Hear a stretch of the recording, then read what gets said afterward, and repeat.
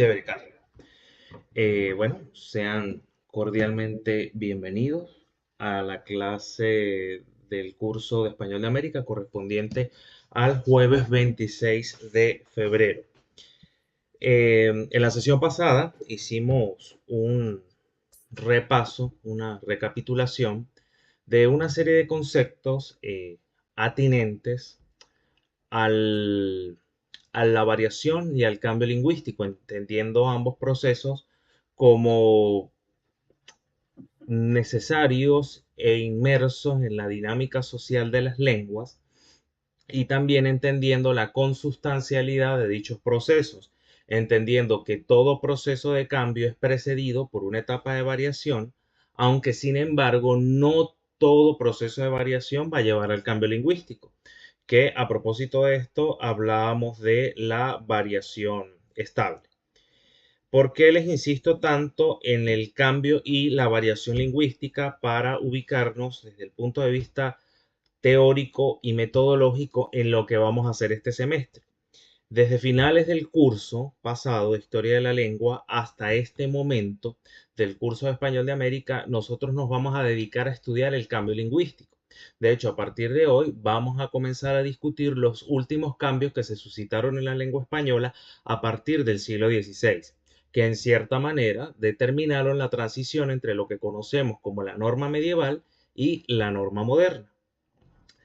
Pero el concepto de variación en concreto es de suma relevancia porque una vez que concluyamos esta revisión histórica que estamos haciendo o que vamos a comenzar a hacer hoy, nos vamos a dedicar a estudiar ya la variación dentro de la variedad, valga la redundancia, americana de la lengua. Y nos vamos a enfocar en comprender la variación desde el punto de vista geográfico, desde el punto de vista sociológico y desde el punto de vista situacional en todas las latitudes del continente americano, con especial concentración en Venezuela, en el español de Venezuela. Hoy comenzamos a hablar de cambio lingüístico, o mejor dicho, continuamos hablando de cambio lingüístico a propósito de lo que ya veníamos hablando del castellano propio de la Edad Media. Al final de esta unidad, quiero que nosotros efectuemos un repaso enfocado en dos perspectivas que nos van a permitir después establecer una comparación. Como recordarás, Carla, al final del semestre pasado nosotros estudiamos unos textos medievales, tratamos de analizar algunas de sus características, tres textos, no recuerdo, del Mester de Juglaría, ¿bien? Para entender un poco cómo era la fisonomía, valga el término, de esos textos y a la luz también de los cambios o de los grandes cambios que estudiamos en lo que respecta al nivel morfosintáctico, sin descuidar, claro está, lo grafofónico. Al terminar esta unidad vamos a estudiar o repasar con otro texto medieval sus características para después tomar un texto colonial americano, analizarlo desde múltiples perspectivas, en lo grafofónico y en lo morfosintáctico, e incluso en lo léxico, para después proceder a comparar ambos textos. Es decir, vamos a comparar un texto medieval y un texto colonial americano venezolano. Tú me dirás, ¿para qué es necesario esto? Esto lo voy a hacer con la intención de que ustedes mismos puedan hacer un análisis crítico de qué tan distintos o qué tan semejantes pudieran ser esos textos. El que evidencia la norma medieval por una parte y el que evidencia la norma moderna, o digamos la norma, mejor dicho, que llegó al continente americano, para ver qué tan semejantes o qué tan distintos son. ¿Por qué? Porque el propósito de esta primera unidad del programa, el propósito de esta revisión histórica del español americano, que yo voy a encauzar esa revisión en clases en lo que respecta a lo lingüístico, ustedes están haciendo lo propio en cuanto a lo extralingüístico. Esta revisión de la historia del español americano busca que ustedes entiendan que esa variedad de lengua que llegó al continente americano fue una variedad en pugna o en conflicto ¿Por qué en pugna o por qué en conflicto? Porque lo que llegó a América fue una lengua que estaba en pleno proceso de cambio, ¿sí? Entonces, hasta cierto punto, esa lengua que llegó al continente americano evidenciaba ciertos matices de la norma medieval, pero a su vez ya se podía percibir también la incipiente norma moderna, ¿sí? A grandes rasgos y quizás siendo un poco más folclórico en la manera de decirlo, un poco más coloquial, lo que llegó no era ni chicha ni limonada, no era ni lo medieval ni lo moderno, lo que conocemos hoy como la norma moderna. Y eso es lo que quiero que a ustedes les quede en la mente. A partir de estos cambios que vamos a revisar y también tomando en consideración esa comparación sistemática que vamos a hacer entre un texto medieval y un documento colonial americano venezolano. Entonces, eso es lo que quiero que les quede en la mente y que traten de enfocar el contenido que vamos a ver a continuación desde esa perspectiva. ¿Bien? Entonces, ¿por qué te digo que lo que llegó a América fue una norma en conflicto, una norma en pugna? A partir del siglo XVI se comenzaron a consumar un conjunto de cambios en la lengua española, ¿sí? En todos los niveles, tanto en lo fonológico como en lo sintáctico e inclusive en lo léxico.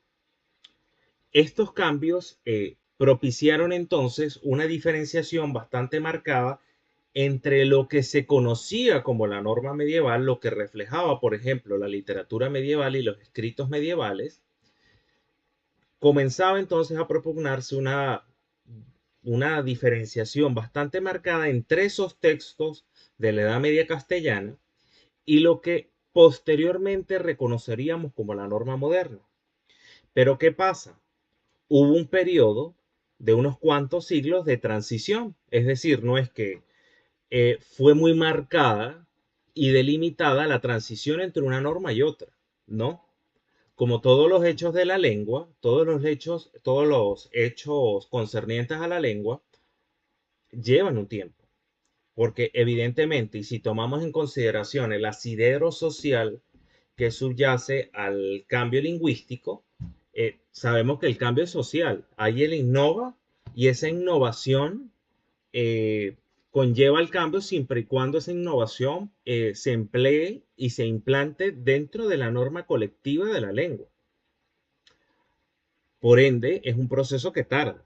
Quiere decir que estos cambios que, digamos, determinaron la transición entre la norma medieval y la norma moderna, tardaron incluso algunos siglos en darse.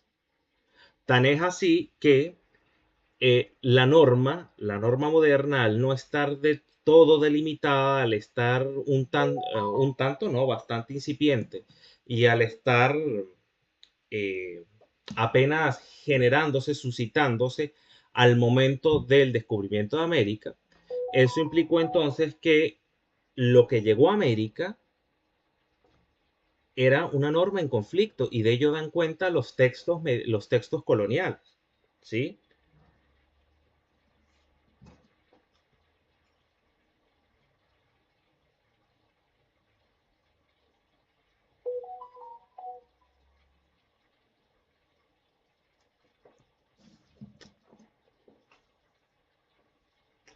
Entonces, ¿qué pasa?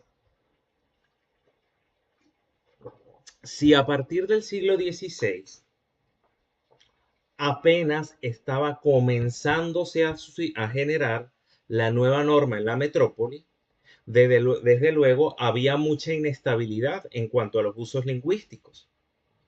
Y esa inestabilidad en cuanto a los usos lingüísticos, inestabilidad en el sentido de que había una mezcolanza entre lo medieval y lo moderno, esa inestabilidad fue lo que llegó a América.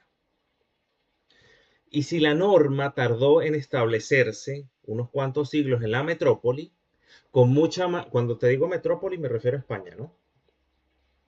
Entonces, si la norma tardó en establecerse en la metrópoli, con mucha más razón, iba a tardar aún más en conocerse y en extenderse en el continente americano, ¿sí?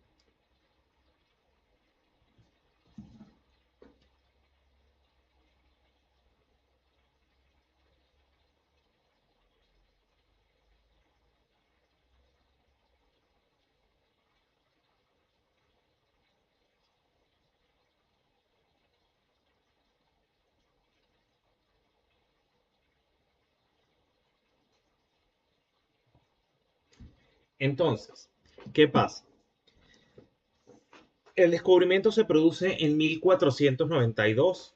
Estos cambios que vamos a discutir a continuación se comienzan a generar ya a partir del siglo XVI, es decir, inmediatamente después de generarse el descubrimiento.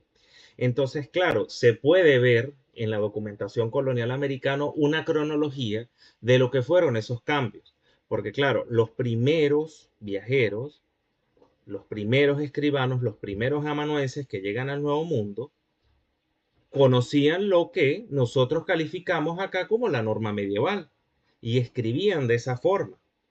Entonces, esos primeros textos coloniales americanos de los últimos años del, del siglo XV y de los primeros años del siglo XVI no pueden reflejar algo muy distinto a lo que veíamos en los textos medievales del final del medievo castellano. ¿Sí? Pero ¿qué pasa? En la medida en que se van produciendo los cambios en la metrópoli y en la medida en que van llegando nuevos viajeros, se va acentuando más esa transición. Ya esos textos coloniales americanos no son tan parecidos a lo que se hacía en la Edad Media castellana, sino que ya esos textos coloniales se van acercando paulatinamente a la norma que conocemos actualmente. Esto no implica, claro está, que a lo largo de buena parte del periodo colonial americano, me atrevería a decir que casi los dos primeros siglos, o la totalidad de los dos primeros siglos, los textos coloniales americanos evidenciaban muchas vacilaciones en cuanto a los usos lingüísticos. Vacilaciones en el sentido de que se apreciaba cierta tendencia arcaizante. ¿Por qué? Porque de repente en la metrópoli los textos ya estaban más cercanos a lo que conocemos como la norma moderna. Pero claro, esa norma tardó mucho en conocerse acá en América. ¿Por qué? Porque los primeros escribanos conocían la norma medieval, los que llegaron inmediatamente se comenzó a gestar la empresa americana. Y esos escribanos ya en territorio americano fueron formando amanuenses y otros escribanos para que continuaran la labor.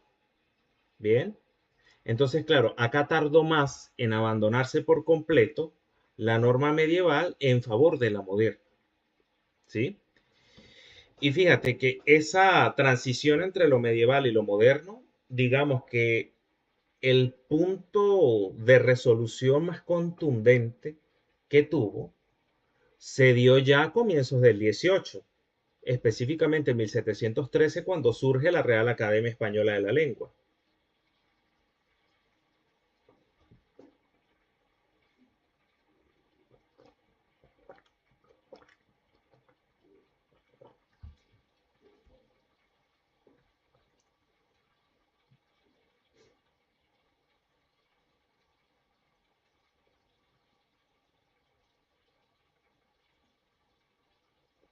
Entonces, como te decía, digamos, este proceso de pugna entre una norma y otra se fue, digamos, el primer punto de resolución ante ese conflicto se logró con la aparición de la Real Academia en 1713. O sea que fíjate, tardó bastante la, la digamos, la resolución de esa pugna entre lo medieval y lo moderno en España. Con mucha más razón iba a tardar en América. Bien, entonces, ¿por qué hago toda esta introducción? Porque vamos a enumerar un conjunto de cambios que si bien se comenzaron a generar a partir del siglo XVI, buena parte de la totalidad de los mismos, ello no quiere decir que en la documentación colonial americana no haya vacilaciones o contradicciones en cuanto a ciertos usos lingüísticos. Es decir, no porque te diga, por ejemplo, al comienzo de esta clase que se resolvió la vacilación de las vocales átonas a partir del siglo XVI, ello no quiere decir que, por ejemplo, un documento colonial americano de finales del 18 no va a presentar vacilación de vocales átonas. Claro que la presenta, por lo mismo, porque la norma tardó aún más en conocerse en América. Y muchos de estos usos o mucha de esta tendencia arcaizante hacia lo medieval permaneció durante muchos siglos acá en América. ¿Sí? No sé si me captas la idea. Sí, profe. Bien, entonces, vamos a comenzar a discutir los cambios. Desde luego, como toda aproximación a los hechos de la lengua, vamos a partir de lo fonético fonológico y posteriormente pasaremos a lo morfosintáctico. En concreto, vamos a comenzar con cambios fonológicos, evidentemente, porque si se produjo un cambio, desde luego se va a dar en lo fonológico.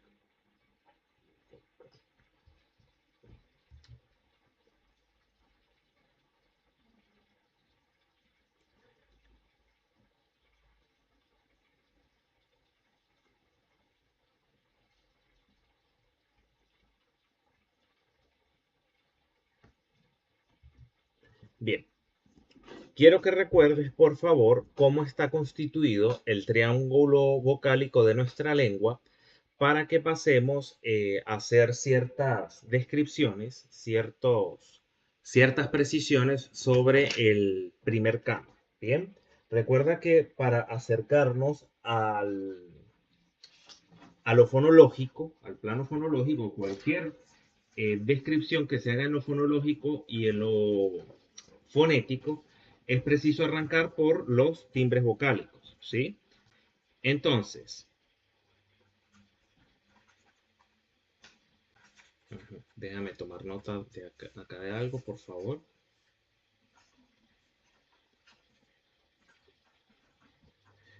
El triángulo vocálico, desde luego, ustedes ya lo conocen, lo mencionamos hasta la saciedad en el semestre pasado, pero sí me gusta que, eh, bueno, comencemos con una muy sucinta recapitulación de cada uno de los, tanto de los timbres como de los fonemas que vamos a ver después cuando lleguemos a las consonantes. Entonces, como recordarás, el triángulo vocálico del español está constituido por 5 timbres. En primer término, un timbre abierto central, que lo representamos mediante la grafía de la A, dos timbres semicerrados, uno anterior, representado en la escritura con la grafía de la E, y uno posterior, representado en la escritura con la grafía de la O y con el símbolo que estoy señalando allí con el puntero para efectos de la transcripción fonética y fonológica. Y tenemos dos timbres cerrados, cerrados por completo. Uno anterior, que lo representamos con este símbolo, que estoy señalando con el puntero y que en la escritura lo representamos mediante la grafía I, y uno posterior, que para efectos de la transcripción fonético-fonológica se representa con el símbolo que está allí mencionado en pantalla y que para efectos de la escritura se representa con la grafía U. Como recordarás también de lo que hablábamos el semestre pasado cuando comentamos la evolución que tuvieron las vocales en el paso del latín al castellano medieval, yo les comentaba que para efectos de la lengua española es importante tener en consideración que algunas vocales son labializadas y otras no. ¿Qué quiere decir esto de que unas vocales son labializadas y otras no? Que en el caso de las labializadas, los labios se abocinan o se redondean cuando se emite el timbre, cuando se pronuncia el timbre. Entonces, por ejemplo, en los casos de la o en el caso de la U, fíjate cómo se redondean los labios, ¿sí? ¿Lo recuerdas? En el caso de las vocales de las dos semicerradas y de la abierta, pues estas tres no son labializadas, ¿sí? Porque los labios no se redondean o no se abocinan. Eso es importante tenerlo presente. Además también de que en la lengua española, como tú recordarás, no hay vocales nasales, ¿sí? Eso hay que tenerlo muy presente. Tampoco para efectos del español moderno, las vocales, insisto, para efectos del español moderno, no es un rasgo pertinente en las mismas el rasgo de la duración. Es decir, independientemente en el español moderno, ¿no? De que haya una vocal larga o una vocal breve, eso no va a afectar el significado, como si ocurría, por ejemplo, en el latín, como tú recordarás, que la evolución de las breves y de las largas fue distinta. Bien, si eran tónicas. Por ejemplo, si yo te digo casa, allí no estoy alargando las vocales. Pero si te digo casa, ahí estoy alargando la primera vocal y eso no cambia el significado de la palabra. Por eso no es un rasgo pertinente. En todo caso, el alargamiento vocálico para efectos del español moderno constituiría una suerte de realización alofónica, es decir, varifónica, perdón, un varífono. ¿Qué quiere decir esto? Que va a depender de los gustos y tendencias de los hablantes y de ciertas necesidades expresivas del hablante, porque no es lo mismo que yo te diga, por ejemplo, 20 a que te diga 20, ¿sí? Ahí hay un alargamiento que no me cambia el significado. O sea que ya constituiría allí más una realización varifónica, es decir, adaptada a los gustos y necesidades expresivas del hablante que otra cosa. Bien. Recordado lo referente al triángulo vocálico del español y a la manera en la que vamos a mencionar los enunciados de cada uno de los timbres vocálicos, vamos a comenzar con el primer cambio. Y el primer cambio lo vamos a denominar para efectos del curso de esta forma: resolución de la vacilación de las vocales átonas. Así, resolución de la vacilación de las vocales átonas.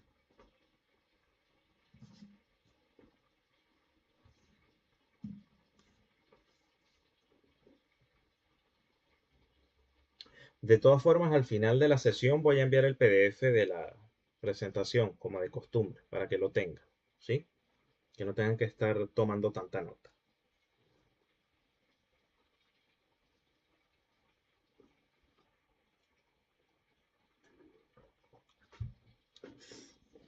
¿Qué es la vacilación de las vocales átonas? Nosotros en el semestre pasado, cuando nos aproximamos a los documentos medievales, hablamos con cierta amplitud de este fenómeno, el cual consiste en la confusión entre los timbres vocálicos átonos. Bien, recuerdan que en las palabras hay vocales átonas y vocales tónicas.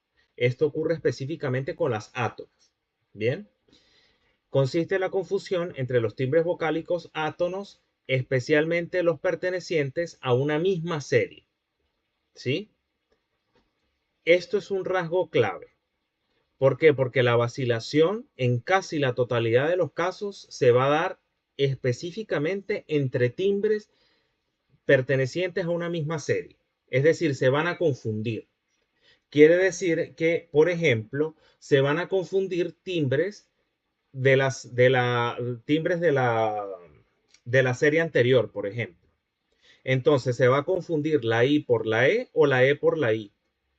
Bien. Pero también puede haber confusión entre los timbres vocálicos pertenecientes o suscritos a la serie posterior.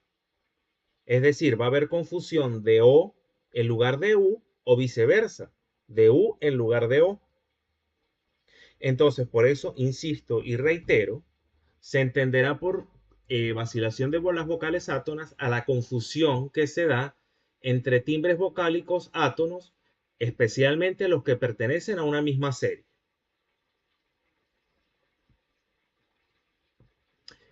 ¿Qué pasa? Ya vimos la conceptualización de este fenómeno. También lo vimos en textos medievales el semestre pasado. Pero ahora vamos a contextualizar un poco qué ocurrió con este fenómeno a partir del siglo XVI. Esa tendencia hacia la vacilación comenzó a desaparecer a partir del siglo XVI. ¿Sí? El gran primer paso hacia la transición entre lo medieval y lo moderno se va desapareciendo de los hábitos lingüísticos esa tendencia a confundir los timbres vocálicos átonos. Pero ¿qué pasa, Carla? Y esto es muy importante que lo tengan presente, tanto tú como Andrés.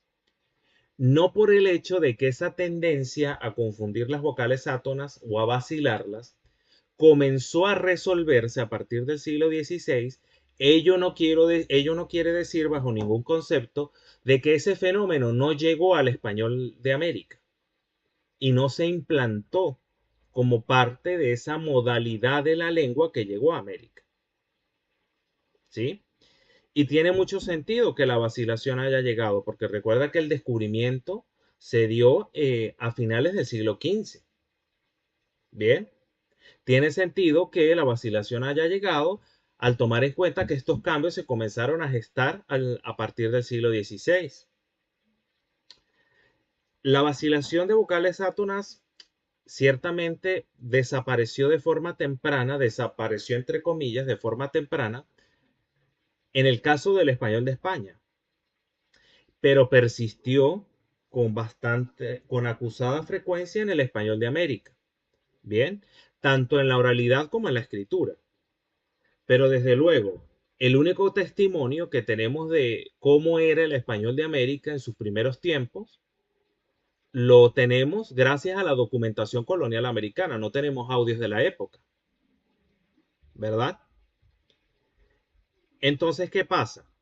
Esa documentación colonial americana y sobre todo la de los primeros tiempos de la empresa americana da cuenta de que en efecto la vacilación llegó al continente y que se mantuvo.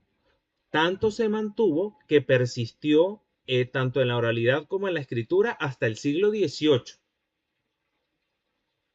Y de hecho, en esos documentos, en ese documento colonial americano venezolano que vamos a revisar, de finales del siglo XVIII, hay vacilación de vocales átonas. Es posible conseguir. Hasta aquí todo bien, Carla. Sí, profe. ¿Quieres preguntar algo? ¿Comentar algo? No, hasta ahora no. Vale. Pero ¿qué pasó? No es que la vacilación de vocales átonas permaneció de forma monolítica en el español americano hasta nuestros días. No. Esa vacilación fue desapareciendo progresivamente, al extremo de que ya para el siglo XIX quedó reservada a ciertas variedades subestándares del español del Nuevo Mundo.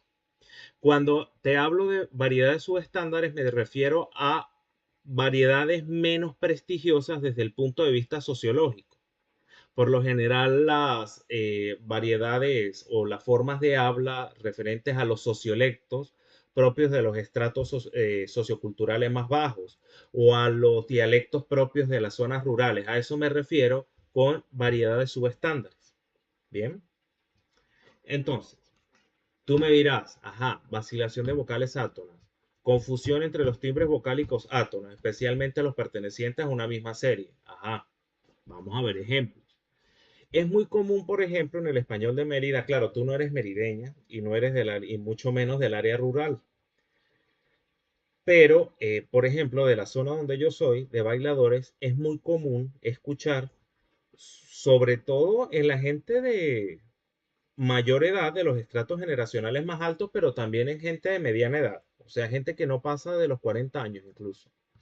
Es muy común escuchar, por ejemplo, que a fulanito de tal le dieron sepultura, ¿o no? A fulanito de tal le dieron sepultura, ¿sí? Eso es muy común escucharlo en el área rural de Mérida, aún hoy en día. Entonces, fíjate, acá en este cuadro estoy mostrando las dos posibilidades. La forma no marcada, es decir, la forma de la palabra según la norma académica, y la forma marcada, es decir, la forma en la que sí hay vacilación, en la que está operando el fenómeno en cuestión. ¿Sí? Entonces, fíjate, sepultura. Allí está vacilando una vocal átona. ¿Por qué átona? Porque forma parte de la sílaba átona. Bien. Y está vacilando por una de su misma serie. ¿Por qué? Porque aquí debería ir la U, ¿verdad? Es decir, la vocal cerrada posterior, como tenemos en la forma no marcada. Pero ¿qué pasa? En la forma marcada no nos encontramos con el cerrado posterior, sino con el semicerrado. Es decir, si nos vamos al triángulo vocálico, están vacilando dos vocales pertenecientes a una misma serie.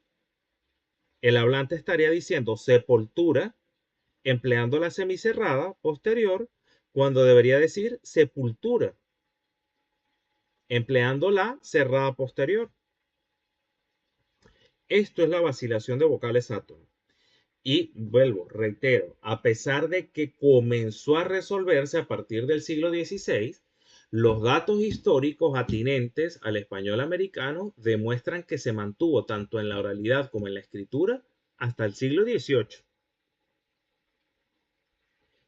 E inclusive en el periodo decimonónico la vacilación de vocales átonas quedó reservada a ciertas variedades subestándares del español. Como te digo, si tú te vas al área rural de Mérida, es muy posible que consigas casos de vacilación de vocales átonas. Por ejemplo, el caso de sepultura con O, es decir, con el semicerrado posterior en lugar de sepultura con U, es decir, con el cerrado posterior.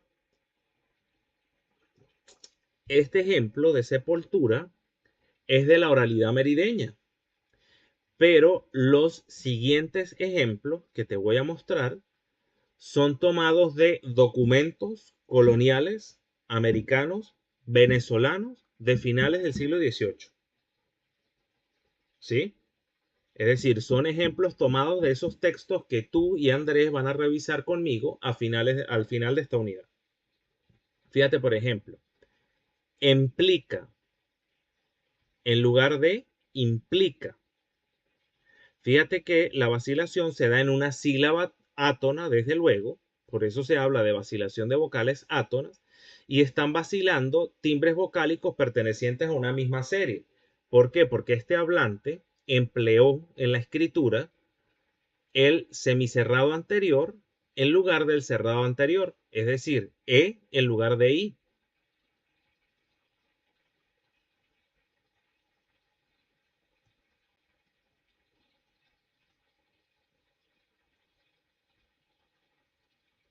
Fíjate, por ejemplo, el siguiente caso, virtudes. Virtudes en lugar de virtudes.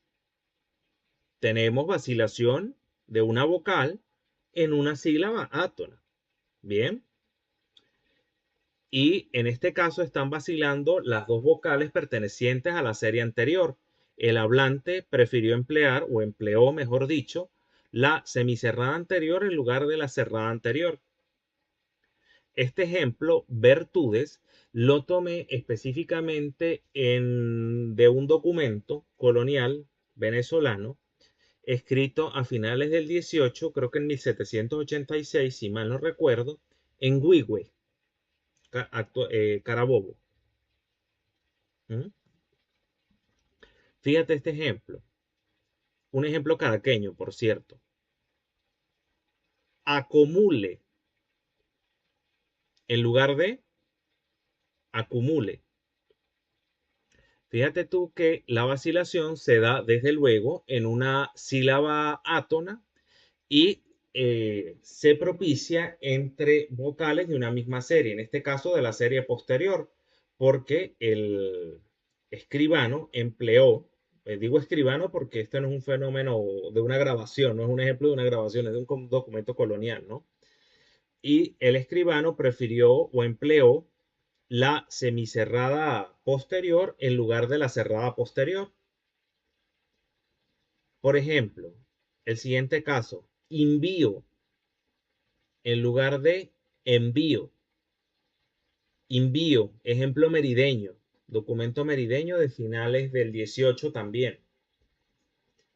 Fíjate que la vacilación se da en una sílaba átona desde luego y vacilan vocales pertenecientes a una misma serie, en este caso de la serie anterior. Ejemplo caraqueño, el siguiente de un documento caraqueño de finales del 18 también. Intrometido. Intrometido. Fíjate que la vacilación se da en una vocal átona y vacilan vocales pertenecientes a una misma serie, en este caso la serie anterior. Profe, ¿y por qué en Ajá. el caso de envío se sustituye por una Y? Eso lo vamos a discutir con mayor detalle cuando tengamos el documento colonial americano en la mano. Pero ¿qué pasa, Carla?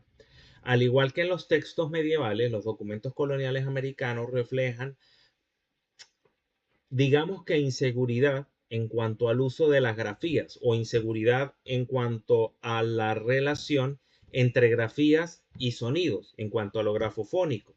¿Por qué? Porque recuerda que hasta la aparición de la Real Academia en 1713, lo importante era que me entendiera, ¿sí? Literal, era eso, lo importante era que entendiera.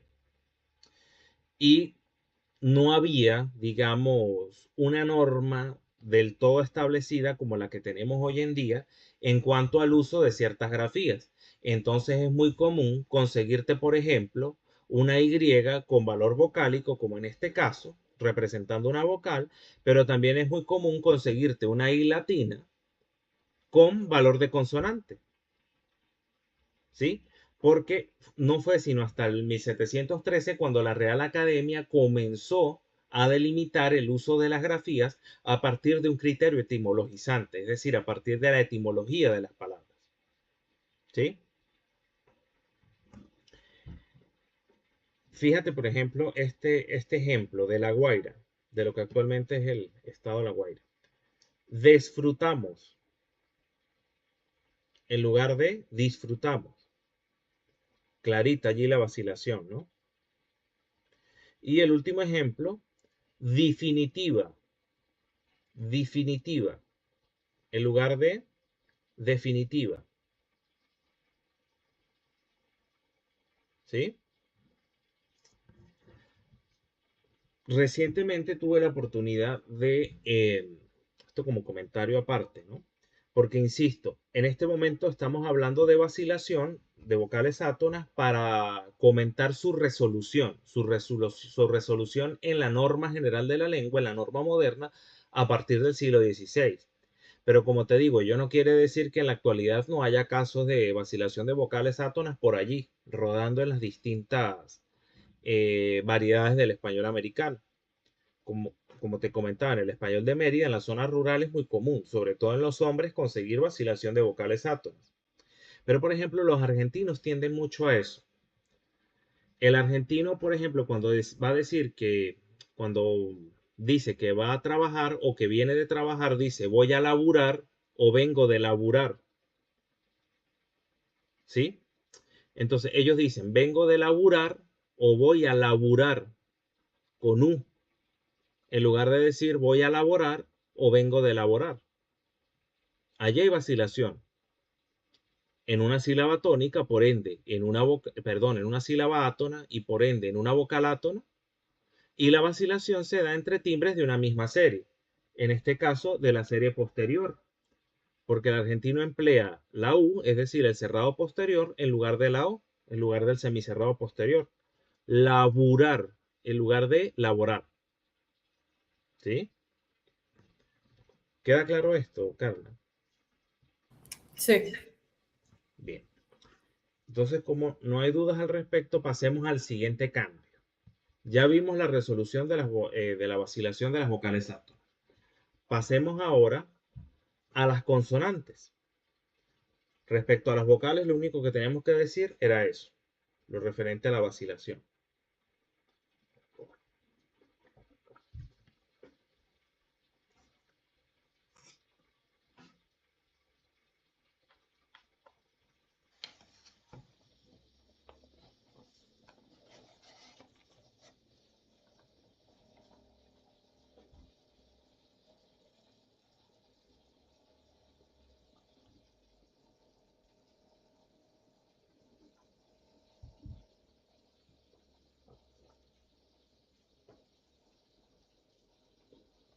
Bien. Primer cambio referente a las consonantes. Para efectos del curso lo vamos a llamar de la siguiente manera. Pérdida o desfonologización del fricativo glotal sordo. Pero específicamente, y eso sí agrégalo allí en tus notas, y hago la aclaratoria acá para efectos del video, pérdida o desfonologización del fricativo glotal sordo cuando ese fricativo glotal sordo derivaba de la F inicial latina, es decir, del fricativo labiodental sordo, en posición inicial en el latín. Reitero, pérdida o desfonologización del fricativo glotal sordo. Pero hubo una pérdida o desfonologización de dicho segmento cuando el mismo derivaba del fricativo labiodental sordo, es decir, de la F latina a inicial de palabra, al comienzo de la palabra. Eso es muy importante que lo tengan en mente, porque evidentemente en la actualidad todavía empleamos el fricativo glotal sordo, pero en distintas posiciones. Pero específicamente ese fricativo glotal sordo, cuando se empleaba producto de la aspiración del fricativo labiodental sordo en posición inicial, ese fue el que se perdió específicamente. No sé si me comprendes ese matiz. Sí. Bien, entonces, vamos a hacer un poco de historia acá, de algo que ustedes ya saben, para que sí comentemos el cambio que nos ocupa. Comencemos con lo que ocurría en el latín. En los inicios del castellano, el fricativo labiodental sordo latino en posición inicial se transformó en un elemento aspirado, ¿sí? Entonces, por ejemplo, de ferramenta, en el castellano medieval se habría dicho algo así como herramienta, es decir, con un fricativo glotal sordo al comienzo de la palabra, ¿sí? A ese fenómeno, como tú recordarás, o a ese paso del fricativo labiodental sordo a un fricativo glotal sordo se le conoce o se le ha conocido en la literatura como aspiración. O sea, se aspiró este fricativo labiodental sordo en posición inicial.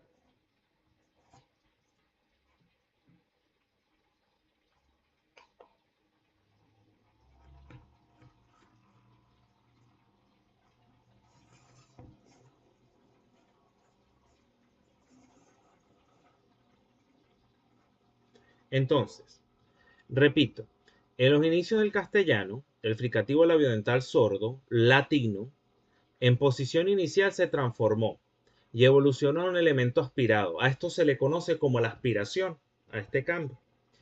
Quiere decir que si en la latinidad esta palabra se pronunciaba de la siguiente forma, ferramenta, ya para efectos del castellano medieval, en la oralidad se diría algo así como herramienta, o como lo que ocurría con la palabra ficus del latín, que en su evolución al castellano medieval no se diría higo, como lo decimos actualmente, sino higo, con un fricativo glotal sordo al comienzo.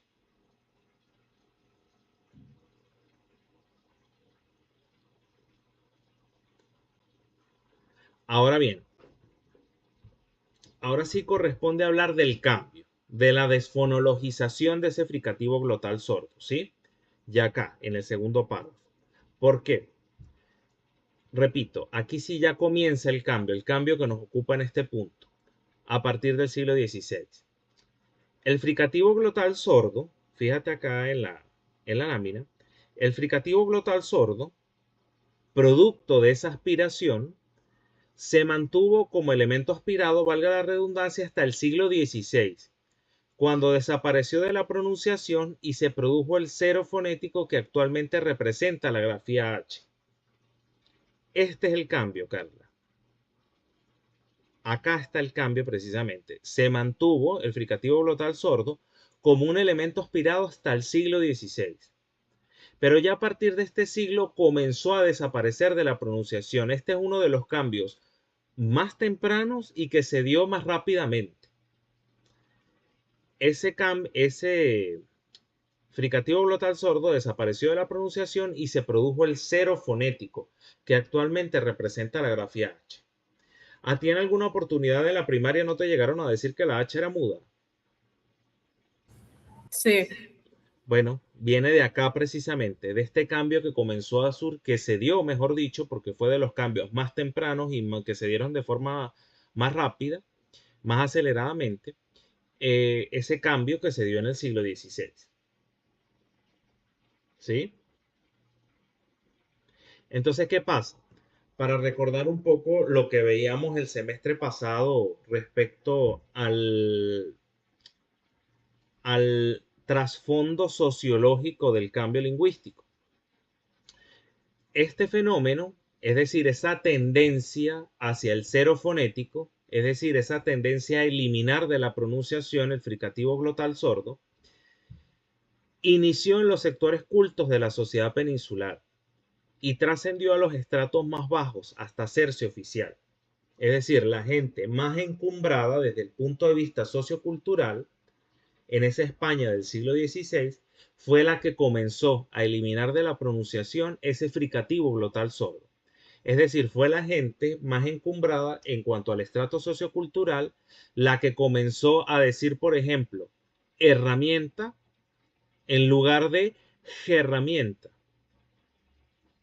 O fue la gente más encumbrada desde el punto de vista sociocultural que comenzó a decir higo en lugar de higo. ¿Sí? Entonces, vemos en este sentido un cambio lingüístico desde arriba. No sé si recuerdas esta concepción de los cambios lingüísticos desde arriba y los desde abajo. Pues en este caso se copió conscientemente un patrón, un modelo lingüístico prestigioso, es decir, la gente perteneciente a los estratos socioculturales más bajos comenzó a copiar, a imitar, a aprender un modelo de lengua propio de los estratos más altos. ¿Sí? Por ende, los cambios lingüísticos, como tú recordarás, operan de forma consciente, se dan conscientemente, es decir, la gente tiene plena conciencia de que está imitando algo. Y de esa manera, en esa imitación, fue que precisamente se generalizó en la lengua la tendencia a omitir el fricativo glotal sordo. En estos contextos, ¿no? Cuando ese fricativo glotal sordo era derivado de la aspiración, pues, de la aspiración del fricativo labial sordo, es decir, de la F en posición inicial. No sé si me sigues. Sí, está claro. Perfecto. Bueno, este es el segundo cambio. Insisto, acá te hago un poco de historia, ¿no? Pero el cambio como tal es este, o se concentra en este segundo párrafo de la lámina, cuando ya ese fricativo glotal sordo desapareció de la pronunciación y la gente entonces dejó de decir, por ejemplo, higo en lugar de higo. Bien, entonces, como no hay más que comentar respecto a esto, pasemos al tercer cambio, también de las consonantes. Y este cambio, lo que resultó de este cambio, nos ha generado a lo largo de la historia muchos problemas a todos los usuarios de la lengua española cuando estamos en las primeras etapas de la escolarización, es decir, cuando estamos aprendiendo a leer y escribir. ¿A ti no te costó en algún momento diferenciar o entender el criterio ortográfico que determina dónde va V y dónde va B? Muchas veces no llegaste a escribir palabras con B corta que iban con B larga o viceversa. A mí lo que me decían era que antes de P y B, ¿cómo era? Ajá. Se escribe, no, eso no tiene nada que ver con lo No, que estamos antes de hablando. M. Antes de M va B larga. Ajá. Pero sí, sí, sí, claro que me confundí. Confundió mucho, ¿verdad? Y más de una vez nos corrigieron eso, incluso ya grandes. Pero ¿qué pasa? El cuento de que la H es muda se originó a partir del siglo XVI. Pero ese problema con el que nos conseguimos cuando estamos tratando de aprender dónde va V y dónde va B, también se originó a partir del siglo XVI. ¿Sí?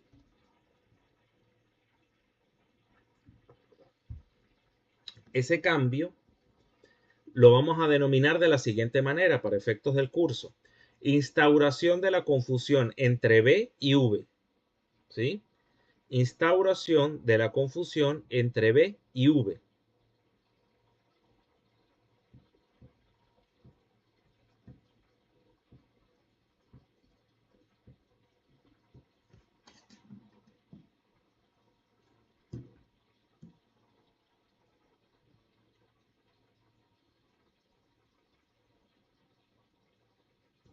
Entonces, vamos a hacer un poco de historia de lo que ocurría en la Edad Media para luego entender cómo ambas grafías llegaron a confundirse, al extremo que para determinar cuándo se emplea una y cuándo se emplea otra, en la escritura, desde luego, es necesario conocer la norma ortográfica. Bien.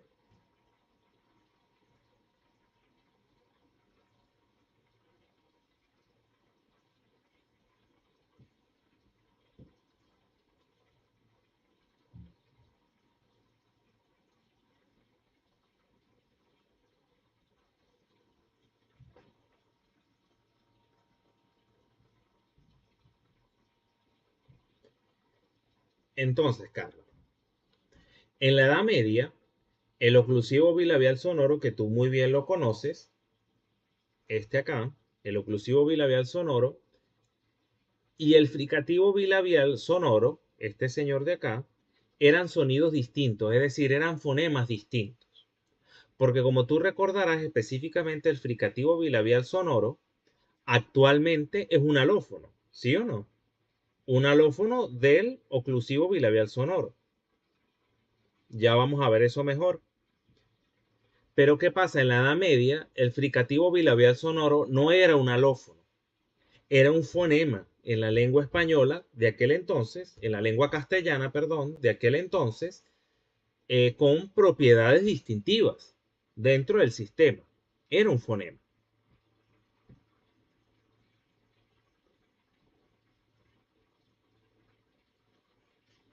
Entonces, repito, en la Edad Media, el oclusivo bilabial sonoro, que acá tenemos su símbolo, lo estoy señalando con el puntero, y el fricativo bilabial sonoro, acá tenemos su símbolo también, eran sonidos distintos, es decir, eran fonemas distintos en la Edad Media. Y al ser fonemas distintos, pues poseían evidentemente propiedades distintivas particulares dentro del sistema de la lengua. Entonces, desde el punto de vista ortográfico, el oclusivo se representaba con la grafía B, mientras que el fricativo se representaba con la grafía V. Repito, en cuanto a la escritura, en el medievo castellano, el oclusivo se representaba con la grafía B, mientras que el fricativo se representaba con la V. ¿Sí? Hagamos un poco de historia. El fricativo, al igual que en muchos contextos el oclusivo, se originó gracias a la sonorización entre vocales que se dio del segmento oclusivo bilabial sordo en el paso de latín al castellano medieval por efecto de lenición céltica. ¿Recuerdas lo que era la lenición céltica, no? La sonorización de las consonantes oclusivas sordas entre vocales, ¿sí? Entonces, específicamente el fricativo bilabial se originó gracias a la sonorización de P también, al igual que el oclusivo. Ambos esos se generaron en diversos contextos gracias a la sonorización de la P, es decir, del oclusivo bilabial sordo. Ahora, pasemos al cambio propiamente tal.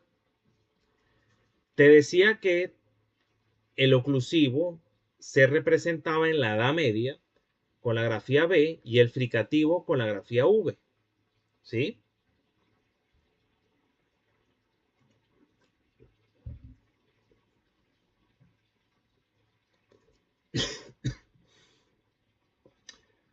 No obstante, a partir del siglo XVI, el fricativo pasó a ser una realización alofónica del oclusivo.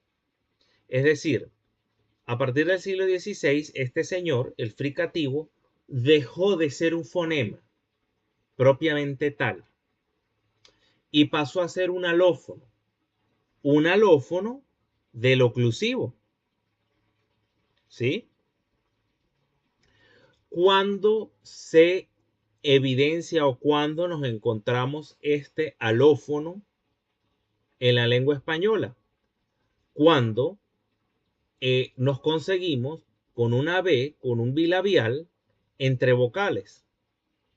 Por ejemplo, en la palabra caminaba, Fíjate que esa B encaminaba es fricativa.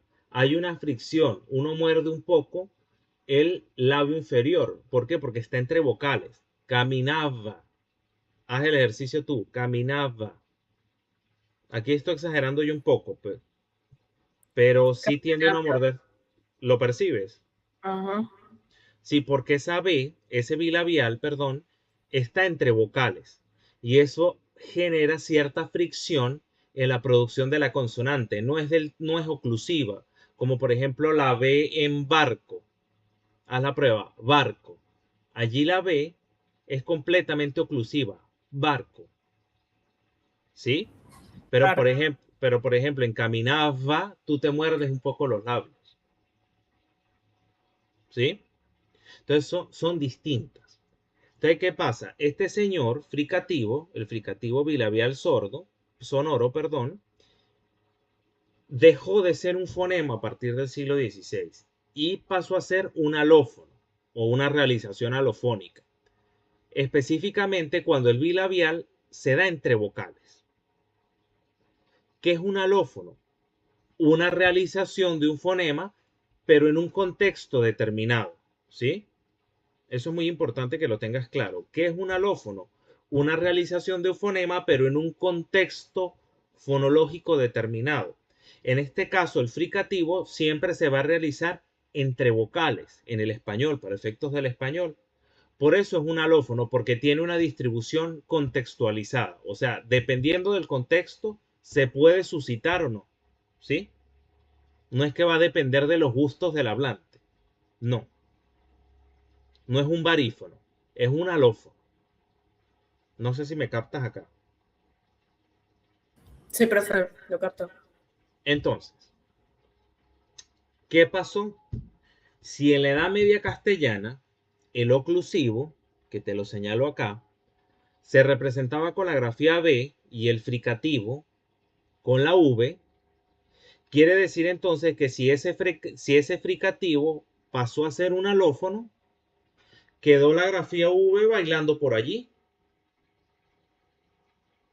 a la deriva, como dirían por allí. ¿Por qué? Porque si ya este señor, el fricativo bilabial, no era un fonema, sino era un alófono del oclusivo bilabial sonoro, quiere decir que la grafía de la V quedó por allí, bailando. No tenía un fonema al cual representar en específico. Un fonema exclusivo, determinado para esa grafía, ¿no? Entonces, ¿qué pasó? Se estableció definitivamente, como te digo allí, la confusión entre la V y la B en la escritura. ¿Sí?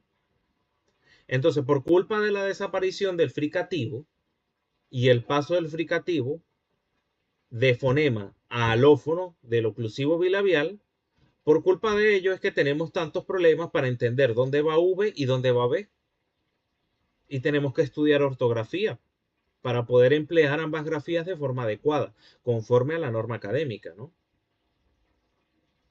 Entonces, Carla, y tenlo muy presente, por eso es que, por ejemplo, en los textos medievales que examinamos al final del semestre pasado, había tantos usos alternantes de las grafías V y de la grafía B. Te podías conseguir vaca con B larga y burro con B corta, por ejemplo.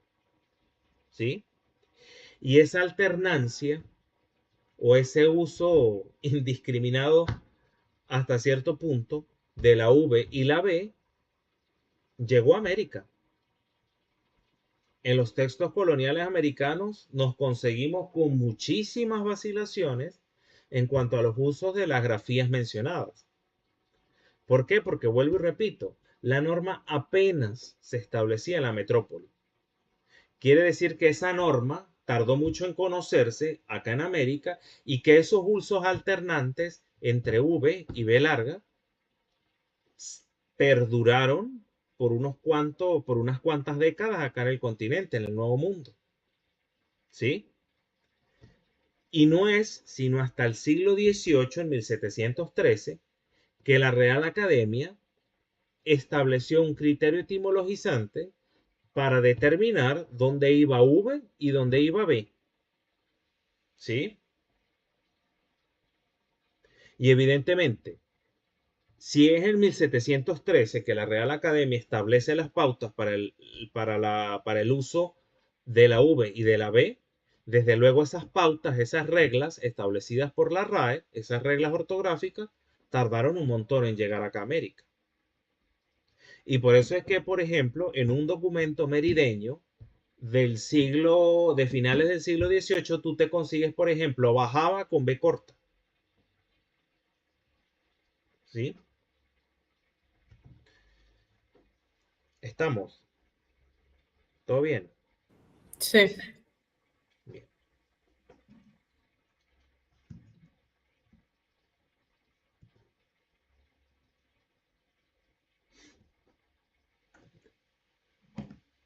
En todo caso, Carla, si hay alguna duda, si hay algo que comentar cuando estés repasando, cuando vuelvas a tus notas de clase, sabes que está el video y sabes que me puedes preguntar como acostumbramos siempre. Chévere. Entonces pasemos al siguiente cambio. Instauración del yeísmo. Lo vamos a llamar de esa manera. Yeísmo con Y. Aquí solo aparece yeísmo, a secas. Pero lo vamos a llamar de esta forma. Instauración del yeísmo. Yeísmo con Y. Insisto porque el yeísmo con Y es distinto del yeísmo con doble L.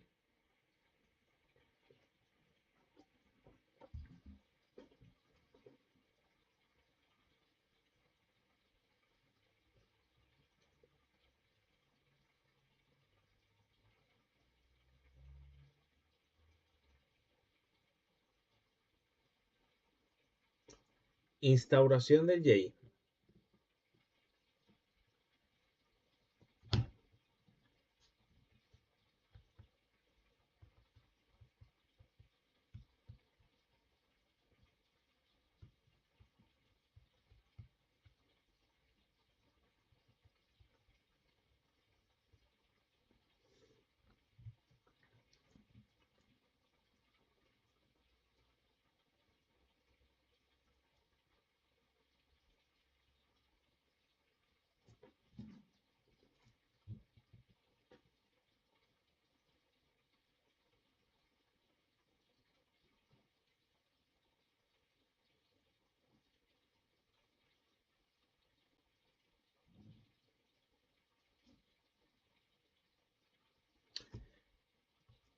Bien, Carlos.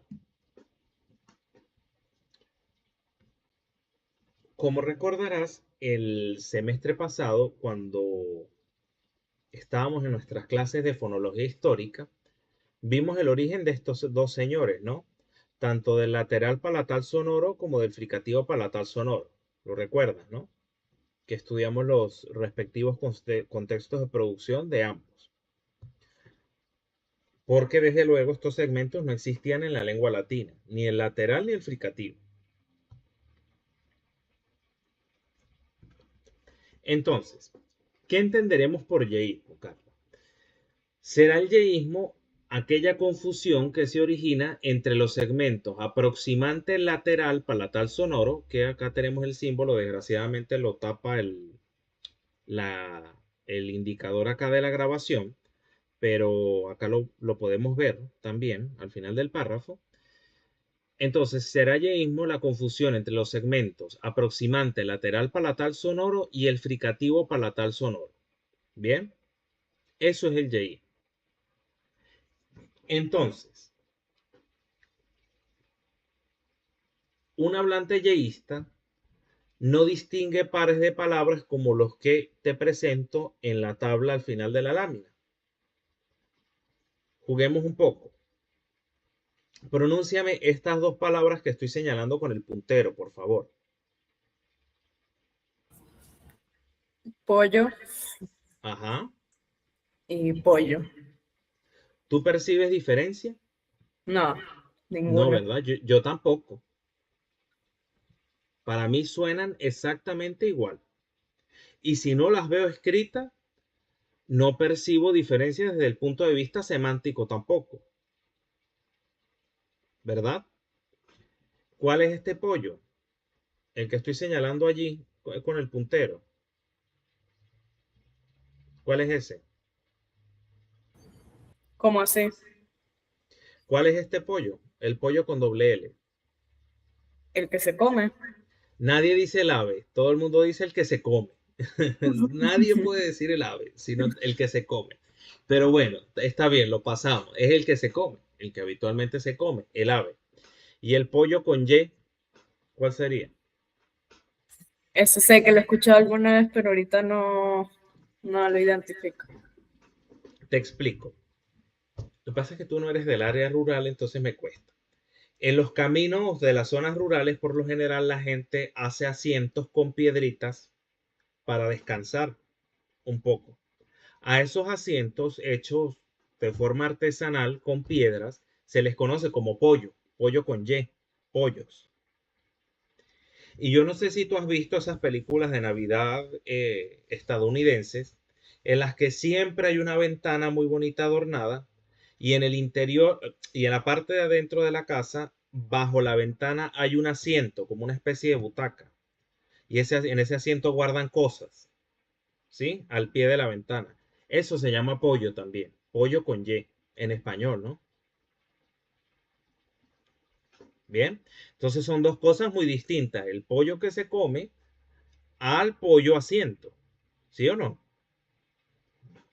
Pero para nosotros suenan igual, ambas palabras.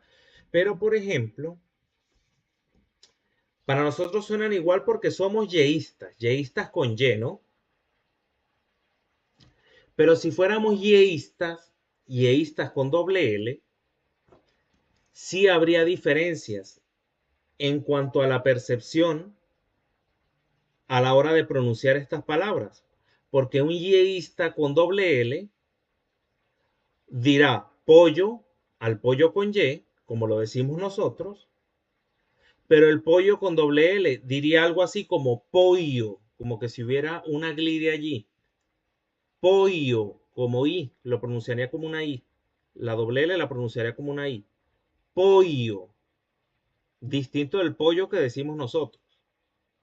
Bien, pollo, trata de producirlo tú. Pollo, Pollo. exactamente. Distinto de como decimos habitualmente pollo, ¿sí o no? O inclusive un hablante yeísta con doble L, no únicamente, dependiendo de la región, ¿no? No únicamente diría pollo, pronunciándolo como una I, sino también diría algo así como pollo. Trata de decirlo tú, pollo. Como polio. Exactamente. Esa realización del yeísmo con doble L se oye mucho, por ejemplo, en algunas partes de Colombia, en Bolivia y en Perú. En Perú se oye mucho que produzcan, o sea, que donde hay doble L lo pronuncien de esa manera. Por ejemplo, pollo y albe. Repito, mucho en Bolivia se oye mucho en Bolivia y en Perú y en algunas partes de Colombia. Cuando lleguemos ya a hablar del español de América hoy en día, cuando hablemos ya de variación, vamos a retomar un poco este tema. Bien, pero ¿qué pasa? Para los yeístas con doble L, chévere, no hay problema a la hora de distinguir este par de palabras. Pero nosotros los yeístas con Y no podemos, suena igual. ¿Sí? Y vaya con Dios. Aprende ortografía porque no hay manera de distinguir una cosa de otra.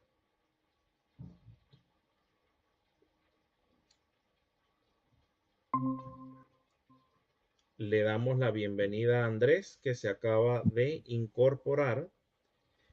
Andrés, ya llevamos Bueno, un ratico de la clase, ¿cómo estás? Pero va a sí, quedar el video, ¿sí? Y cualquier sí, cosa, cualquier duda me la haces saber por los canales respectivos. Así que tranquilo. Bien, entonces, ya que se acaba de incorporar Andrés, por favor, léeme este par de palabras que estoy señalando acá con el puntero, por favor. eh, raya, Ajá, y raya, no tú sé, percibes diferencia no, desde el punto de vista articulatorio y perceptivo. No percibes diferencia, ¿verdad? no, Claro, porque eres yeísta, al igual que Carla, y al igual que yo, y al igual que la grandísima casi generalidad de todos los americanos, yeístas con Y. Pero si, por ejemplo, fuéramos yeístas con doble L, este rayo con doble L lo pronunciaríamos algo así como rayo, es decir, donde hay doble L produciríamos una I, rayo. O inclusive lo diríamos como rayo, ¿sí? Si fuéramos yeístas con doble L, pero no. Nosotros no tenemos ninguna de esas dos posibilidades. Por ende, ambos rayos funcionan de la misma manera, o mejor dicho, ambos rayos para nosotros suenan de la misma manera. Ajá, Andrés, ¿cuál es el rayo con, o mejor dicho, a qué rayo se refiere la palabra rayo con doble L? De la cocina. O sea, Exactamente, al de la cocina. ¿Y a qué se refiere el rayo con Y? el meteorológico, no sé cómo El definirlo. fenómeno meteorológico, el fenómeno de luz o el rayo de Ah, la luz, exactamente. Muy bien. Si no sabemos de ortografía, vaya con Dios. No sabemos a qué refiere uno y a qué refiere el otro.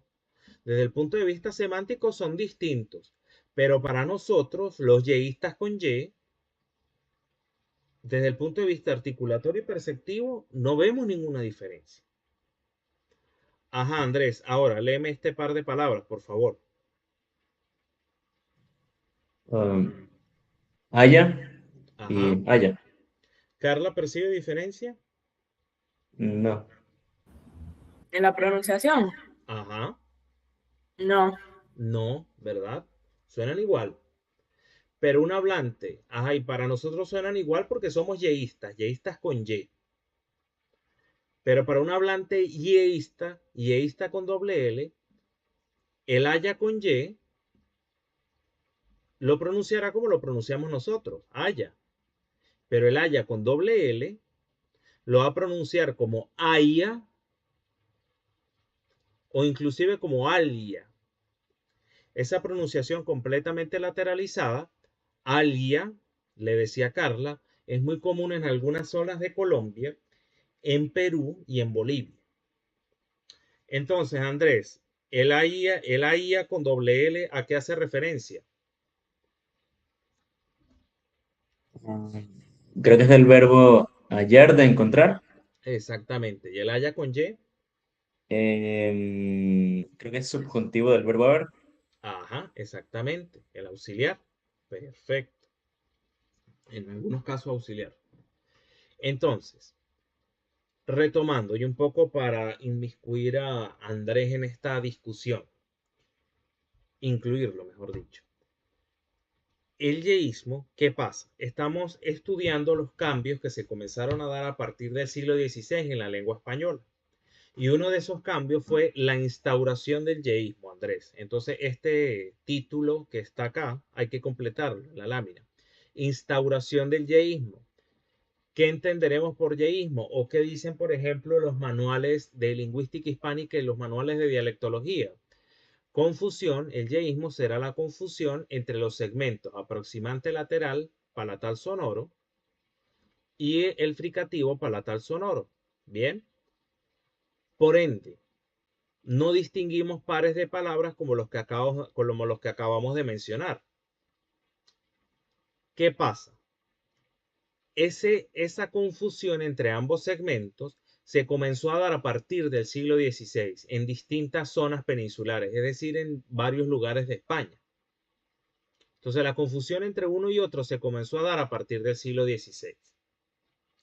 Como tú recordarás, Andrés, en el curso de Historia de la Lengua, específicamente en la unidad de fonología histórica, nosotros vimos el origen de estos señores, tanto del lateral palatal sonoro como del fricativo palatal sonoro. ¿Sí? ¿Y qué pasa? A partir del siglo XVI se comenzaron a confundir en la pronunciación en varias zonas de España. Bien, particularmente en el sur y en la región meridional. Este fenómeno, el yeísmo con Y, también podría comprenderse como la deslateralización. También lo van a conseguir así, como una deslateralización del lateral palatal sonoro. ¿Sí? Pero para efectos del curso, para efectos de la prueba que ustedes van a tener al final de esta unidad, y para manejarlos quizá con una definición menos compleja, ustedes van a aprender con H intercalada, la definición que da el Diccionario de la Lengua Española de yeísmo. Para el DLE, el yeísmo consiste en la desaparición de la diferencia fonológica entre la consonante lateral palatal y la fricativa palatal sonora. De manera que, por ejemplo, en la pronunciación no se distinguen palabras como callado con doble L y callado con Y. Repito, según el DLE, el yeísmo con Y, consiste en la desaparición de la diferencia fonológica entre la consonante lateral palatal y la fricativa palatal sonora. Bien, de manera que en la pronunciación no se distinguen palabras como callado con doble L y callado con Y.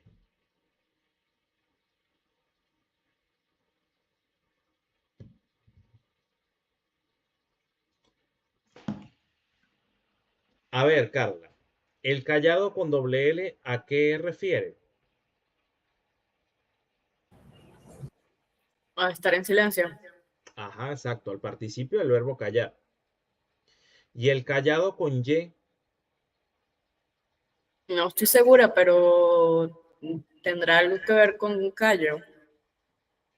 ¿Callo Es qué? como un bastón, ¿no? ¿De la piel? ¿O cómo? ¿O con el callo Eh, de... Que yo creo que es como un bastón, profe, ¿no? Bastón. Exactamente, el callado es un bastón, ese bastón que usan los pastores o que usaban los pastores para mm, arrear las ovejas. Y también callado es el bastón, por analogía con los pastores, es ese bastón que usan los obispos, que es como redondeado en la parte superior. Eso es callado, ¿sí? Entonces, muchachos, fíjense ustedes acá. En el centro norte de España y en algunas zonas de América, como las que les comentaba, algunas partes de Colombia, Perú y Bolivia, sí se diferencia entre la consonante lateral palatal y la consonante fricativa palatal. A los hablantes que pueden diferenciar ambas consonantes se les conoce como yeístas, yeístas con doble L, ¿sí?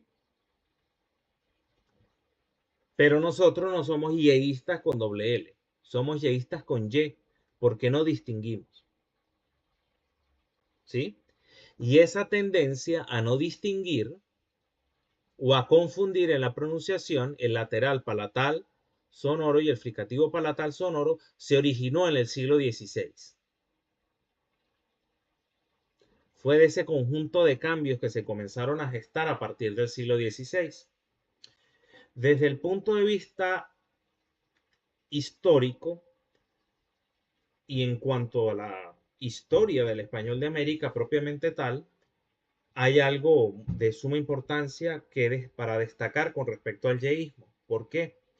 Porque esa tendencia hacia la confusión, hacia el yeísmo con Y, se comenzó a originar a partir del siglo XVI. Chévere.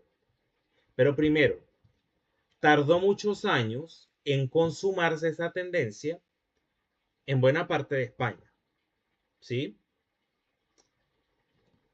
Y ya desde la Edad Media se observaba muchos usos alternantes entre las grafías doble L y la grafía Y, específica, perdón, las grafías doble L y la Y, ¿sí? Cuando la Y tenía valor consonántico, es decir, ya en la Edad Media, en los textos de la Edad Media, y eso lo vimos al final del semestre pasado, ya había confusión entre la doble L y la Y. Y ya esa confusión en esos usos escritos reflejaba también lo que pasaba en la oralidad. Es decir, si había tendencia a confundir la doble L y la Y, evidentemente había entonces en la oralidad confusión o no distinción entre el fricativo palatal sonoro y el fricativo y el aproximante lateral palatal sonoro. ¿Sí? O sea, ya el hecho de que en la escritura no se distinguiera dónde iba doble L y dónde iba Y, ya eso reflejaba que en la oralidad también había confusión, no había distinción. Y entonces, ¿qué pasa? Si ya en los textos de la Edad Media eso se reflejaba, evidentemente esa confusión llegó a América. Y de ello dan prueba los textos coloniales. Porque es muy común conseguirte, por ejemplo, y esto estoy citando un ejemplo verídico de un documento colonial venezolano, es muy común conseguirte, por ejemplo, yunque con doble L, ¿sí? O llave con Y. Ya eso reflejaba cierta tendencia yeísta con Y. O sea que no se distinguía en la oralidad el lateral palatal sonoro, el aproximante lateral palatal sonoro y el fricativo palatal sonoro. Es decir, no había distinción ni tanto desde el punto de vista ni desde el punto de vista articulatorio ni desde el punto de vista perceptivo. Y por muchos años en la documentación colonial americana venezolana se mantuvo esa confusión o esos usos alternantes entre la grafía Y, entre la Y y la doble L. Y eso no reflejaba otra cosa o no refleja otra cosa que la tendencia yeísta con Y propia de la época y que se ha mantenido hasta nuestros días. Porque uno de los grandes indicadores del español americano es precisamente el yeísmo con Y. ¿Me siguen? Sí, profe. Sí. Bien.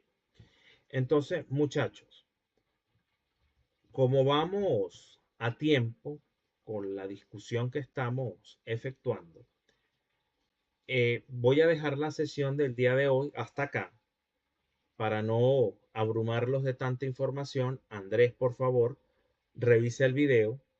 No creo que tengas problema con lo primero que discutimos hoy. En caso de que haya problema, pues simplemente sabes que estamos a un mensaje de distancia para que aclares tu duda. Voy a detener el video.